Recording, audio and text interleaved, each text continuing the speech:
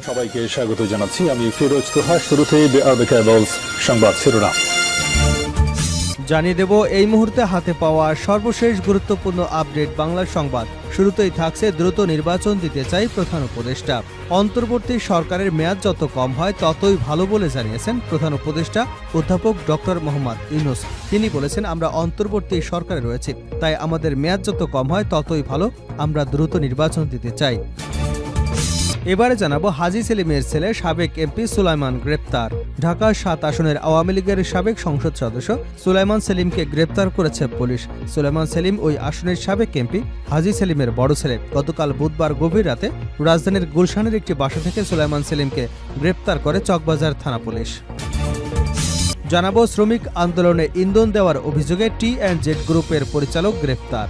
গাজীপুরে শ্রমিক আন্দোলনে ইন্ধন দেওয়ার অভিযোগে টি&জেড গ্রুপের পরিচালক মোহাম্মদ আব্দুল হালিমকে গ্রেপ্তার করা হয়েছে। এছাড়াও টানা ৩ দিন মহাসড়কে অবরোধ করে ভাঙচুর এবং জনদুর্ভোগ সৃষ্টি এবং প্রায় ৬৫ কোটি টাকা আত্মসাতের অভিযোগ রয়েছে এই পরিচালকের বিরুদ্ধে।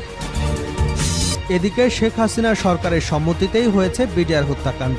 পিলখানা হত্যাকাণ্ডের ২ বছর আগে থেকেই এর পরিকল্পনা করা হয়। দেশের ইতিহাসে নৃশংসতম ঘটনার পরিকল্পনা বাস্তবায়নের জন্য ২০০৭ সালে বিপদগামী বিডিআর সদস্যরা ব্যারিস্টার ফজলে তাপসের সঙ্গে যোগাযোগ করেন। হত্যাকাণ্ড সংঘটিত হবার আগে বেশ কয়েকবার তাপসের সঙ্গে বৈঠক হয়। সর্বশেষ ২০০৯ সালের ২২শে ফেব্রুয়ারি স্থানীয় আওয়ামী লীগ নেতা এবং সাবেক বিডিআর সদস্য তুরাব আলীর বাড়িতে অনুষ্ঠিত বৈঠকে তাপস বিডিআরের ডিজি এবং তার স্ত্রীকে হত্যার পরিকল্পনার অনুমোদন করেন। এবারে থাকছে ৩ দিন নিখোঁজ শিল্পপতি মিলল লাশের ৭ টুকরো। নারায়ণগঞ্জের রূপগঞ্জে একটি লেক থেকে পলিথিনের ব্যাগে মোড়ানো এক ব্যক্তির ৭ টুকরো মরদেহ উদ্ধার করা হয়েছে। গতকাল বুধবার দুপুরে উপজেলার পূর্বচল উপশহরে কুড়িল কাঞ্চন মহাসড়কের উত্তর পাশে ৫ নম্বর সেক্টর থেকে ৩টি পলিথিন ব্যাগে লাশের খণ্ডগুলো উদ্ধার করা হয়। পরে মধ্যরাতে দাড়ি, নখ এবং পায়ের কিছু চিহ্ন দেখে মরদেহ শনাক্ত করে স্বজনরা। নিহত জসিমউদ্দিন মাসুদ একজন শিল্পপতি। রাজধানীর বসুন্ধরা আবাসিক এলাকায় পরিবার নিয়ে বসবাস করেন তিনি। তাকে পরিকল্পিতভাবে হত্যা করা হয়েছে। জড়িতদের মধ্যে একজন নারীও রয়েছেন বলে প্রাথমিক তথ্যে মিলেছে। এবং সর্বশেষ জানাবো আন্তর্জাতিক সংবাদ। ইমরানের মুক্তির দাবিতে উত্তাল পাকিস্তান। সাবেক প্রধানমন্ত্রী ইমরান খানের মুক্তির দাবিতে বিক্ষোভে উত্তাল পাকিস্তান। বিশেষ করে মার্কিন নির্বাচনে রিপাবলিকান প্রার্থী ডোনাল্ড ট্রাম্প প্রেসিডেন্ট নির্বাচিত হবার পর থেকে উত্তপ্ত হয়ে উঠেছে পাকিস্তানের রাজনৈতিক অঙ্গন। এ নিয়ে বাকবিতণ্ডায় জড়িয়েছে সেদেশের মন্ত্রী ও বিরোধী নেতারা। পাকিস্তানের দ্য ডন ও দ্য প্রিন্ট জানিয়েছে, ট্রাম্পের জয়লাভের পর সাবেক প্রধানমন্ত্রী ইমরান খানের দল তেহরিকে ইনসাফ বা পিটিআইয়ের সমর্থকদের মধ্যে আশার আলো জেগে উঠেছে। এতক্ষণ শিরোনাম শুনছিলেন, এবার বিস্তারিত। প্রিয় দর্শক, আপনি যদি এই চ্যানেলে নতুন হয়ে থাকেন, ভিডিওটি দেখতে দেখতে চ্যানেলটি সাবস্ক্রাইব করে আমাদের সঙ্গে থাকুন। আর এই ভিডিও সম্পর্কে আপনি আপনার মূল্যবান মতামতটি কমেন্ট বক্সে জানিয়ে দিন। আর হ্যাঁ প্রিয় দর্শক, জানিয়ে দিন ভিডিওটি কোথা থেকে দেখছেন। দ্রুত নির্বাচন দিতে চাই প্রধান উপদেষ্টা। অন্তর্বর্তী সরকারের মেয়াদ যত কম ততই ভালো বলে জানিয়েছেন প্রধান উপদেষ্টা অধ্যাপক ডক্টর মোহাম্মদ ইউনূস। তিনি বলেছেন, আমরা অন্তর্বর্তী সরকারে রয়েছি, তাই আমাদের মেয়াদ যত কম ততই ভালো। আমরা দ্রুত নির্বাচন দিতে চাই।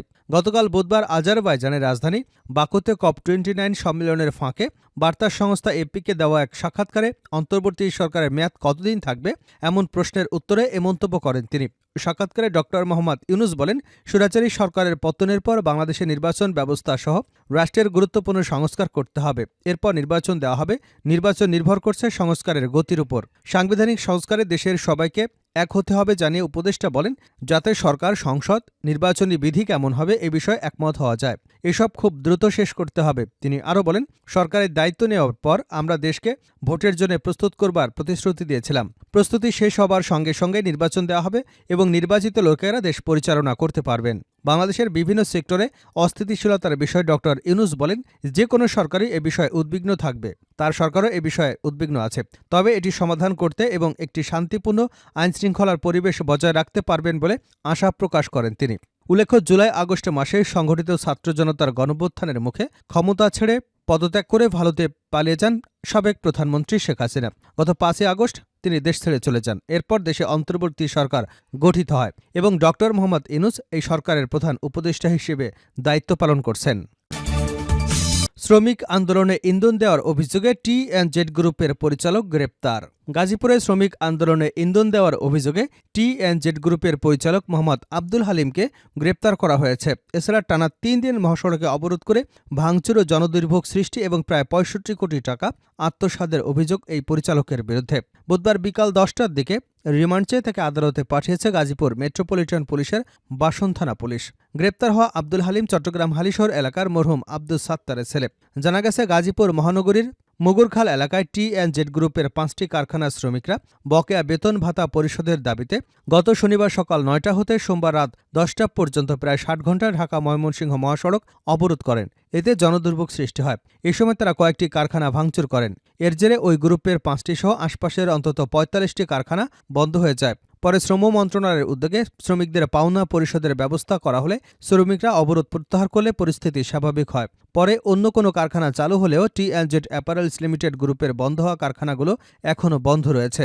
জিএমপির বাসন থানার ওসি রাহেলুল ইসলাম বলেন, টি-এন-জেড গ্রুপের চেয়ারম্যান আব্দুল হালিমের বিরুদ্ধে শ্রমিকদের ইন্ধন দিয়ে টানা ৩ দিন মহাসড়কে অবরোধ করে ভাঙচুর ও জনদুর্ভোগ সৃষ্টি এবং প্রতারণার মাধ্যমে ওই প্রতিষ্ঠানের প্রায় ৬৫ কোটি টাকা আত্মসাতের অভিযোগ রয়েছে। এ ব্যাপারে বিশেষ ক্ষমতা আইনসহ পৃথক ২টি মামলায় দায়ের করা হয়েছে।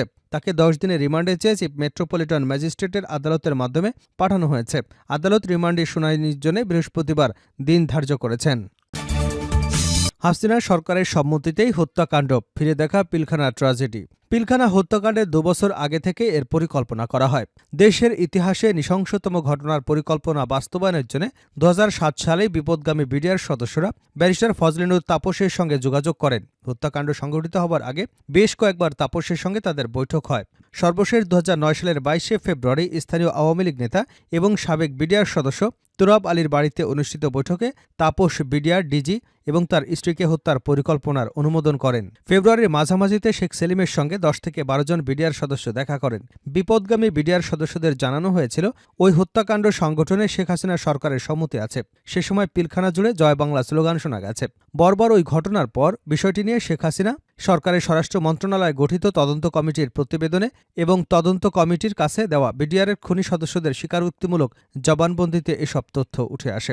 সেনাবাহিনী তদন্ত কমিটির কাছেও একই স্বীকারোক্তি দেন হত্যাকারীরা। কিন্তু হত্যা পরিকল্পনায় সংশ্লিষ্ট রাজনৈতিক ব্যক্তিদের বিচারের মুখোমুখি করা তো দূরের কথা, তারা জিজ্ঞাসাবাদেরও বাইরে থেকে গেছেন। ২০০৯ সালের ২৫ ও ২৬শে ফেব্রুয়ারি বিডিআরে ঢাকার পিলখানা সদর দপ্তরে বিডিআর বিদ্রোহের নামে তৎকালীন বিডিআর পরিচালক মেজর জেনারেল শাকিল আহমেদ সহ ৫৮ জন সেনা সদস্যকে নৃশংসভাবে হত্যা করে লাশ গুম করা হয়। হত্যা করা হয় মেজর জেনারেল শাকিল আহমেদের স্ত্রী নাজনীন হোসেন শাকিলকেও।